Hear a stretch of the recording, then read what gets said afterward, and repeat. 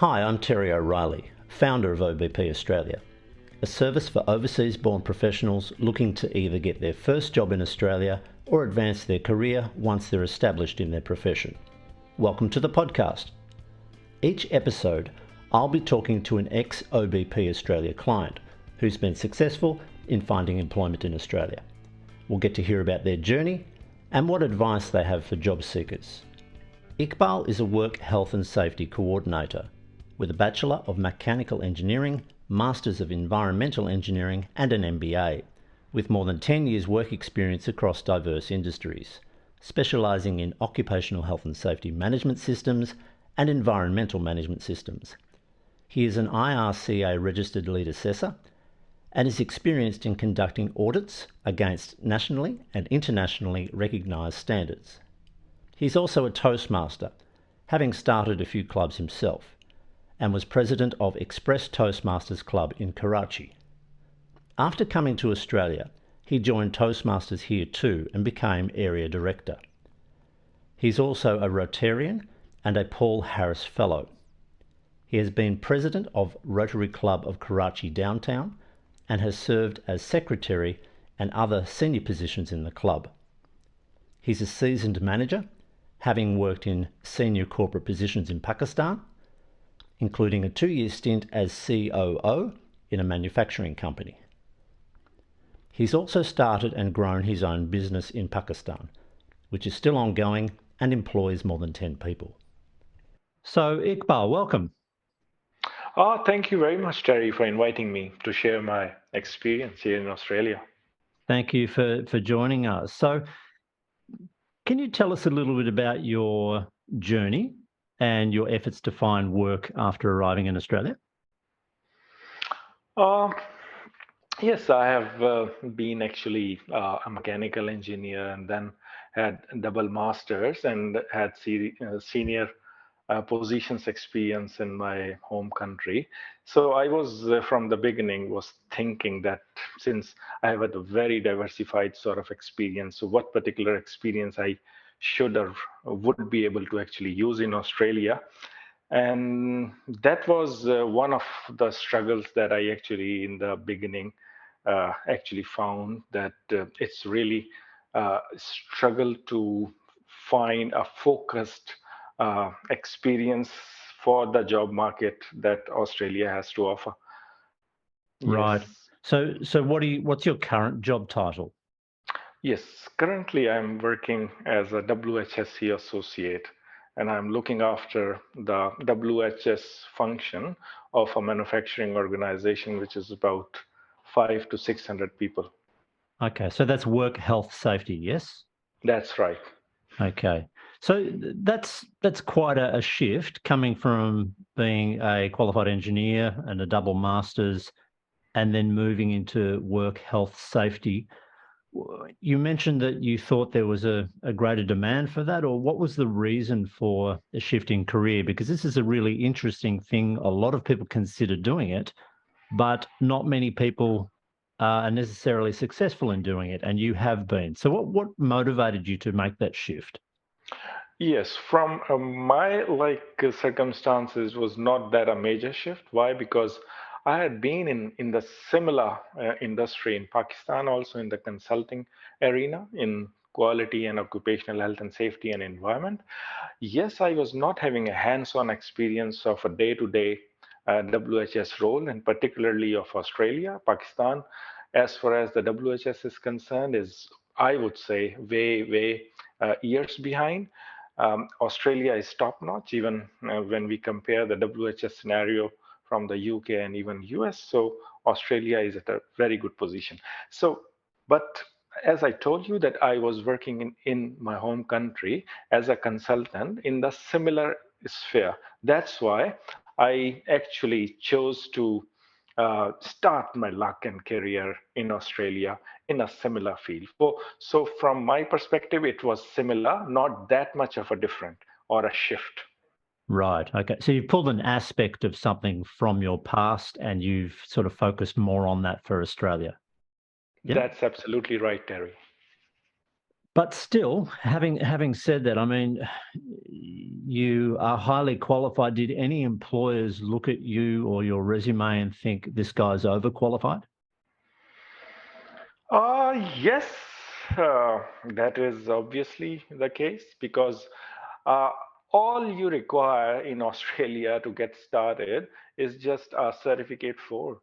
And I was having like double masters. One is in engineering and the other is in business administration.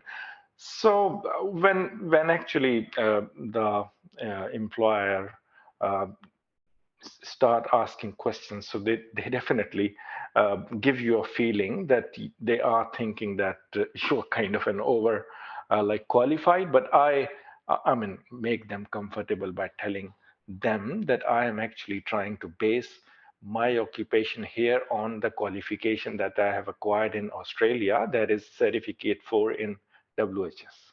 Right. So nobody explicitly said we think you're overqualified. Not explicitly, but as I told you, that I got a feeling that yes, they are thinking on those lines. Yes. Okay. All right. So tell us a little bit about your job at the moment. What does a typical day look like for those people who may not be, familiar or want more information about WHS? What do you do on a daily basis? Yeah, WHS is an ever-growing field in Australia, and it's also, and I would say, a very responsible sort of position because the regulation in Australia is very strict, and the regulator in New South Wales is SafeWork New South Wales, which is a strict regulator, and you got to be on your toes every single day so that you actually make your company safer for the workers. And as your question about how a day goes in my job here, so every day, I actually have few meetings related to the production side as well as the meetings with the contractors, with the new inductees, employees, and so on and so forth. And also on an ongoing basis, I am involved in the risk assessments, and then how to control the hazards that we identify during the assessments. So this is an ongoing thing that we keep on doing. Besides, there are so many other bits and pieces of actually making a whole company workforce, health and safety, uh, well organized. So yes. Right. And you mentioned before certificate 4 is the basic level of certification. How important is certification for this role?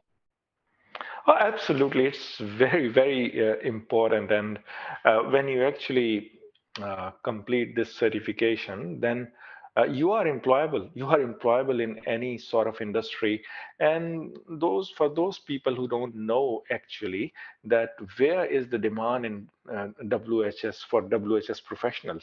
So I can tell you that you might have seen and noticed that HR is actually uh, in demand in almost all sorts of organizations. And similar is WHS, which is in demand in all sorts of organization, whatever you think. It is in demand in councils, in the local government, in railways network, in universities, in schools, in construction industry, in mining industry, in manufacturing industry, and in what not industry, I can tell you. So for those of you who don't know about WHS, there is a very, very large scale of, I would say, employability in this particular field. And I encourage people to actually uh, find their way into this field. Okay, that's great. So often for many jobs, people are required or they prefer people to have local experience, but you're saying merely having the certificate 4 was enough to get you interviews. Do you think that was it, or do you think the weight of your experience was also decisive?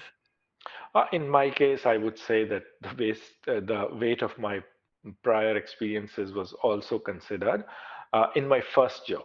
And as you probably know better than me, that getting the first job is the real difficult part.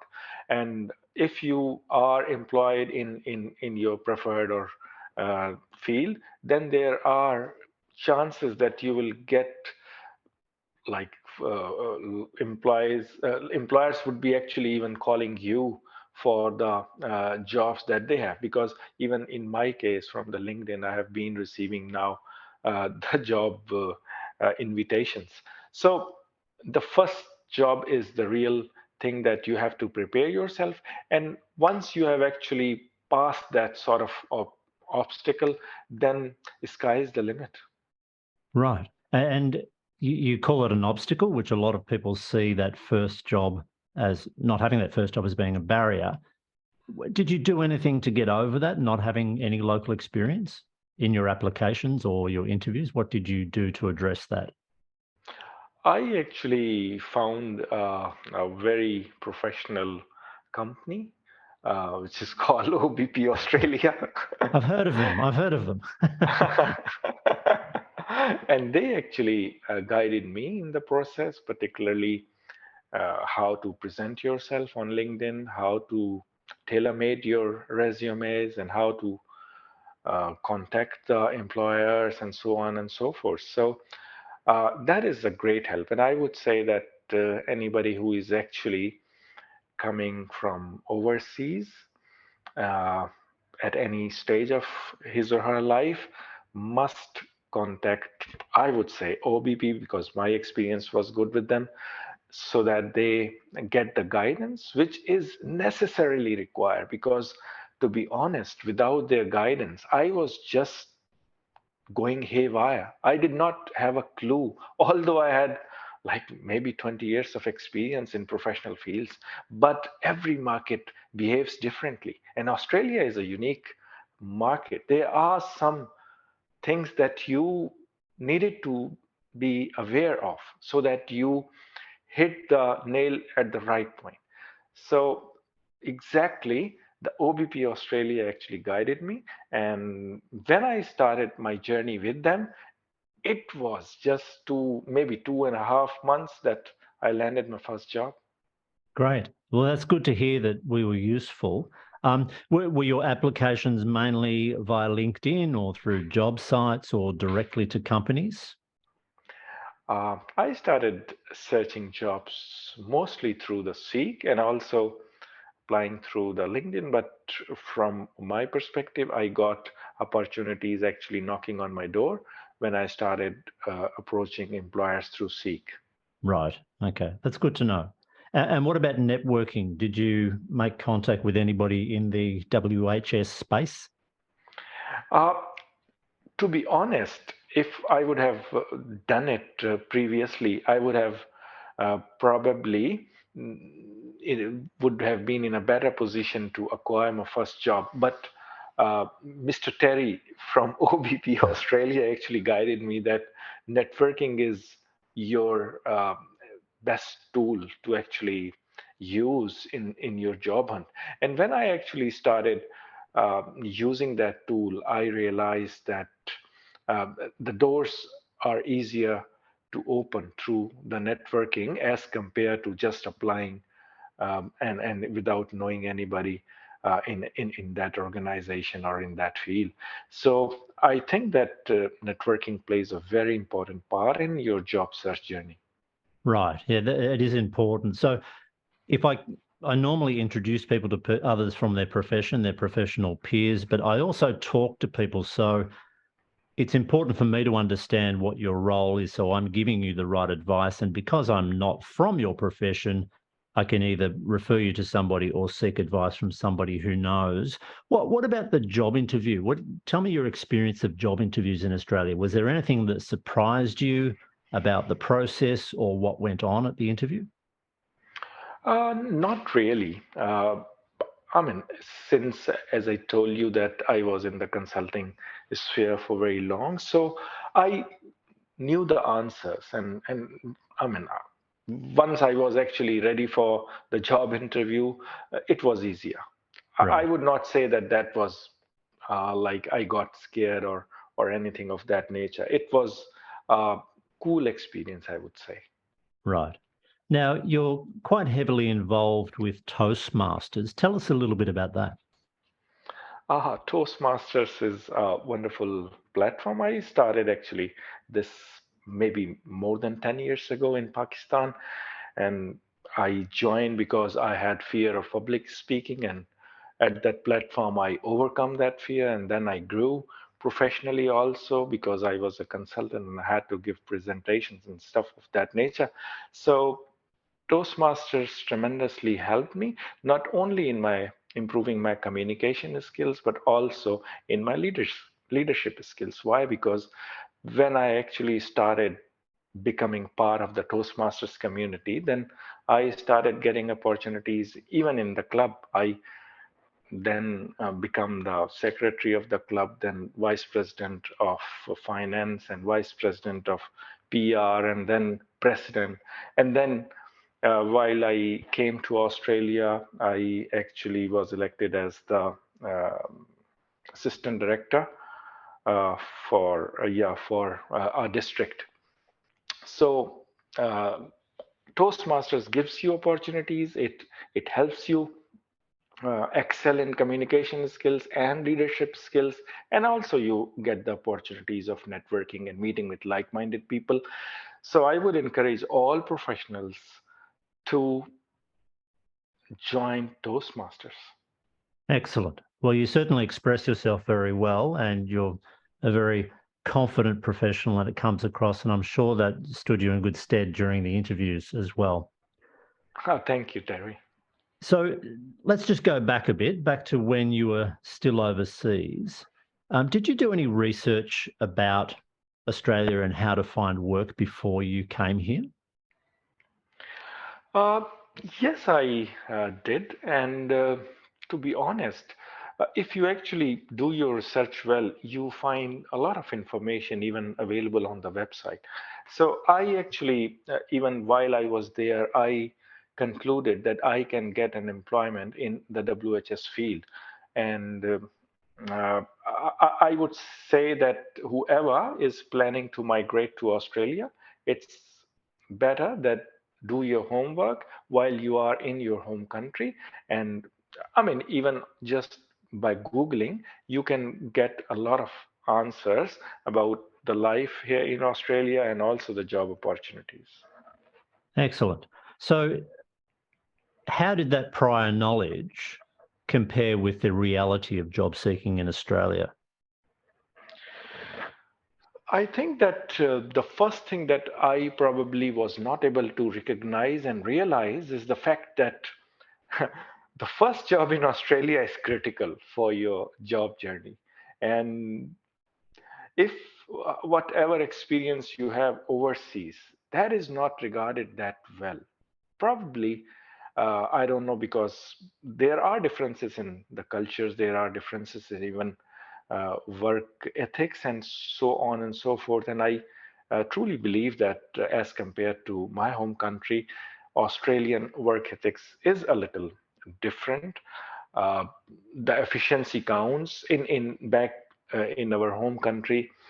I mean, you are not paid per hour. And here, since everything is per hour, so they are more mindful of your time. And there are other differences also. Back there in my home country, once you are a manager, then you have a team who actually does the whole the work, and you just actually overlook it and just sign it and manage the team a little bit. But here, even if you are a manager, so apart from managing your team, you got to do a lot of things on your own too. And that is the real difference that I have seen. And that is also a challenge for most of the managers or the professionals who have been managers or senior managers or general managers in their home countries, that when they actually come to Australia, they find out that they needed to get their butt off and do the work on their own besides managing their teams. Yes. Okay. So you've brought up a couple of cultural differences there. It's a quite common observation. So that's useful for people to know. So you've been successful in finding work in your profession, and as you said, the first job is the hardest.